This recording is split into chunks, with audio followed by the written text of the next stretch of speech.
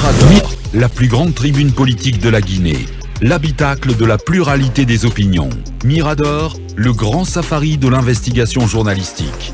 Aboubacar Diallo. Allez, malheureusement, donc on n'arrive pas du tout à joindre monsieur Michel, monsieur, qu'est-ce qui se passe, monsieur Achille Pembe, et on n'arrive pas du tout à le joindre, son téléphone est fermé. Talibé, un mot sur le premier tour de la présidentielle française qui a délivré son secret hier soir, et finalement on a droit à un remake de la présidentielle de 2017 en France. Un remake sous forme de match retour, comme on l'a appelé. Donc, puisque le second tour de la présidentielle française va opposer, comme en 2017, Emmanuel Macron de la République en marche à Marine Le Pen du Rassemblement national. Le Rassemblement national. Ouais, parce que c'est la nouvelle appellation. Toujours est-il que l'un des constats, c'est que Marine Le Pen a fait un bond de pratiquement de plus de 2 points par rapport à 2017. Tout comme Emmanuel Macron également réalise pratiquement un score que ses prédécesseurs n'avaient pas réalisé au premier tour d'une présidentielle, sauf au temps de la cohabitation. Ça veut dire que celui qui est venu et qui a vraiment réussi un score aussi honorable, c'est Mélenchon. Qui a eu 20,1%. Et certains pensent que c'est la dispersion des gauches, finalement, qui a fait que Mélenchon n'a pas pu aller au second tour.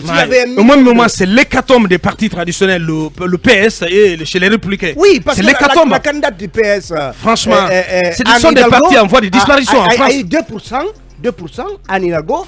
Et les Républicains se sont retrouvés avec moins de 5%.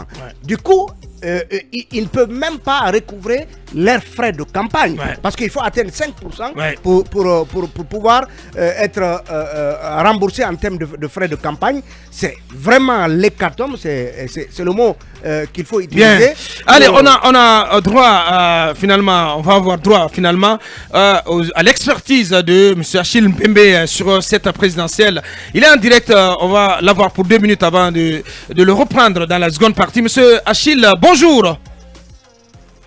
Bonjour. Bienvenue sur FIM FM Guinée et merci de répondre à nos questions. Allez-y, Akoumba, première question. Monsieur Achille, quels sont les enseignements qu'on peut tirer de cette élection présidentielle française, d'autant plus que les grandes figures n'ont pas répondu à l'appel du second tour? Écoutez, moi, les leçons qui m'intéressent sont celles qui s'appliquent à notre continent, à l'Afrique. Bien entendu. De ce point de vue, je pense que la forte progression enregistrée par les partis d'extrême droite devrait nous inquiéter. Ce sont des partis dont l'idéologie et la politique vont directement contre les intérêts de notre continent. Et le fait que la France soit un de nos partenaires historiques et qu'elle soit en proie à ce type d'idéologie me préoccupe au plus haut point. Bien, vous prenez cela sous l'angle migratoire, on va dire ainsi, mais aussi de la coopération en général. Ah oui, ce qui m'intéresse, bon, évidemment, c'est le fait que la démocratie dans le monde est en crise.